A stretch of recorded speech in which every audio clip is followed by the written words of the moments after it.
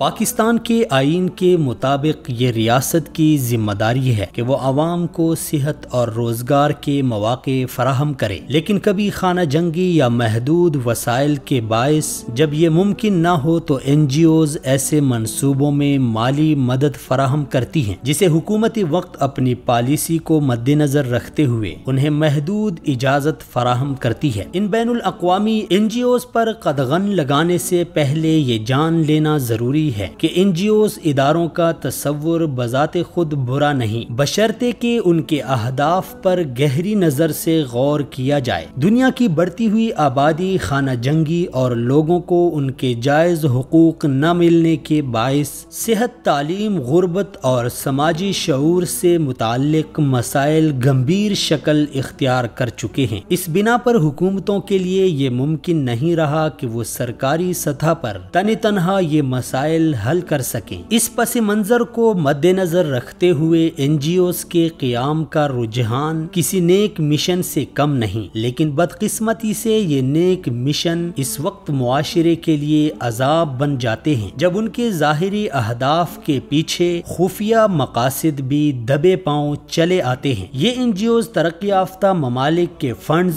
Multi national کمپنیوں اور donor ایجنسیوں کی امداد سے چلتی ہیں۔ یہ این جی اوز امداد کی آڑ میں اپنی مشنری، مذہبی، اقتصادی، جغرافیائی اور دیگر خفیہ مقاصد کو پورا کرنے کے لیے فلاحی کاموں کو سر فہرست رکھتی ہے۔ خبر اس وقت یہ ہے کہ پاکستان تحریک انصاف کی حکومت نے بعض غیر ملکی این جی اوز کے کارستانیوں کی بنا پر ان پر پابندی لگانے کا حکم جاری کر دیا ہے۔ ذرائع کے مطابق حکومت نے 18 بین الاقوامی این جی اوز کو ملک چھوڑنے کا حکم دے دیا ہے۔ وزارت داخلہ نے 18 این جی اوز کو 2 ماہ کے اندر ملک چھوڑنے کا حکم دیا ہے، جبکہ 72 بین الاقوامی این جی اوز پر پابندی برقرار رکھنے کا فیصلہ بھی کیا ہے۔ ملک بدری کا شکار ہونے والی 18 تنظیموں میں سے 9 کا تعلق امریکہ، 3 کا برطانیہ اور 2 کا ہالینڈ سے ہے، جبکہ آئرلینڈ، ڈنمارک، اٹلی اور سوئٹزرلینڈ کی ایک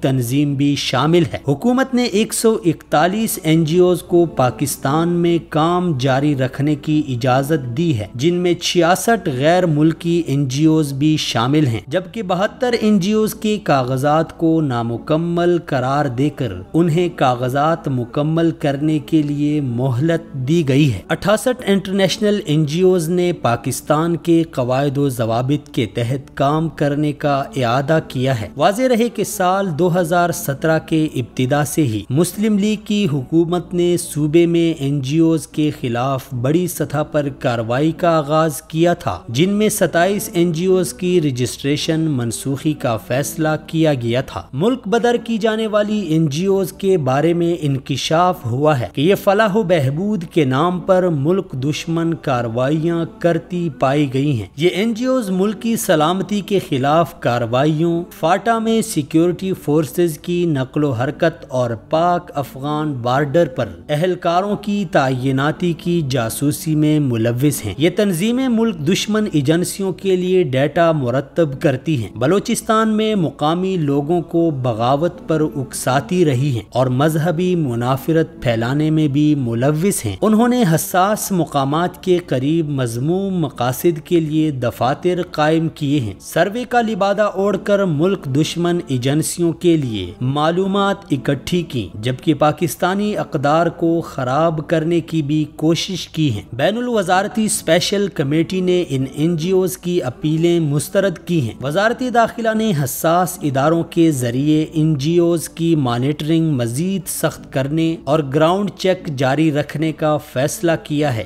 حکومت پاکستان کے تعاون سے بنائے گئے غیر منافع بخش ادارے پاکستان سینٹر آف فالنتھروپی کے مطابق پاکستان میں اس وقت تقریباً 1 سے 1.5 لاکھ غیر سرکاری تنظیمیں کام کر رہی ہیں، جن میں سے 56,219 رجسٹرڈ این جی اوز ادارے ہیں۔ یہ دنیا میں سب سے بڑی تعداد ہے۔ ان کے ظاہری فنڈز 12 ارب 40 کروڑ روپے ہیں، جبکہ وہ باطنی فنڈز جو ابھی تک حکومتی اداروں کے نوٹس میں نہیں آئے، ان کی مالیت ظاہری فنڈز سے کئی گنا زیادہ ہے۔ ان این جی اوز کے اخراجات 13 ارب روپے سالانہ ہیں۔ ان NGOs کے باقاعدہ ملازمین کی تعداد 3 لاکھ اور رضاکار 2 لاکھ ہیں۔ یہ ادارے اپنے محاصل کا چند فیصد نجی شعبے، عطیات اور فیسوں کی صورت میں حاصل کرتے ہیں، باقی بیرونی ملک ایجنسیاں فراہم کرتی ہیں۔ ان کے کل ارکان کی تعداد 60 لاکھ ہے۔ یہ تعداد پاکستان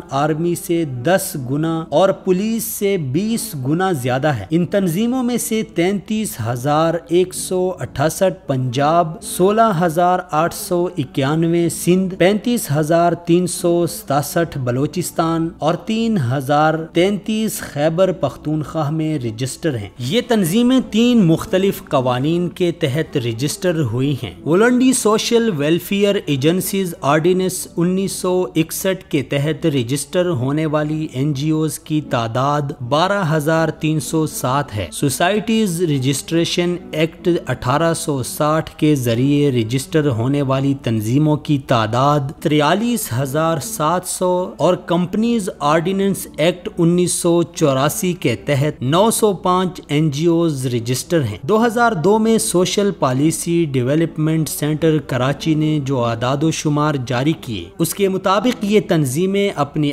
آمدن کا 24.50% فیسوں، چارجز اور ممبرشپ حاصل کرتی ہیں۔ نجی عطیات سے انہیں 34.37%، بیرونی امداد سے 55.6% اور سرکاری امداد سے 87.5% رقم حاصل ہوتی ہے۔ یہ تنظیمیں تعلیم و تحقیق پر 7.41%، صحت پر 6.27%، ڈیولپمنٹ اینڈ ہاؤسنگ پر 8.12%، شہری حقوق پر 8.7% اور سماجی خدمات کے شعبے میں 9.15% رقم خرچ کرتی ہیں۔ ان NGOs میں تعلیم و تحقیق کی تنظیمیں سب سے زیادہ ہیں۔ شہری حقوق اور ایڈوکیٹ کی تنظیمیں 9,000، سماجی خدمات کی 41,000، ہاؤسنگ اور تعمیرات کی 3,264، صحت کے لیے 3,500، ثقافت اور تفریح کی 2,500، خالصتاً مذہبی 2,184، کاروباری و پیشہ ورانہ ایسوسی ایشنز کی 70 اور ماحولیات کی 100 تنظیمیں ہیں۔ حقائق اور اعداد و شمار بتاتے ہیں ہمارے ملک کی 70% آبادی دیہی علاقوں میں رہتی ہے۔ 56,219 NGOs میں سے 78% تنظیمیں صرف شہروں تک محدود ہیں۔ اب بنیادی سوال یہ پیدا ہوتا ہے کہ جب 56,219 اداروں کے 60 لاکھ ارکان ملک میں کام کر رہے ہوں تو پھر ملک میں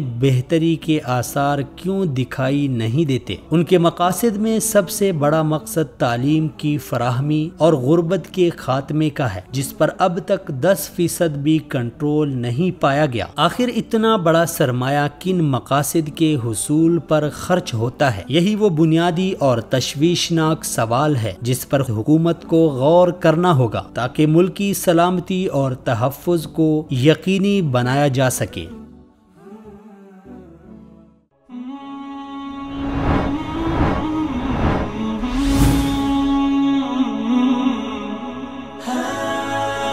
دنیائے اردو کا درخشاں ستارہ وصال اردو۔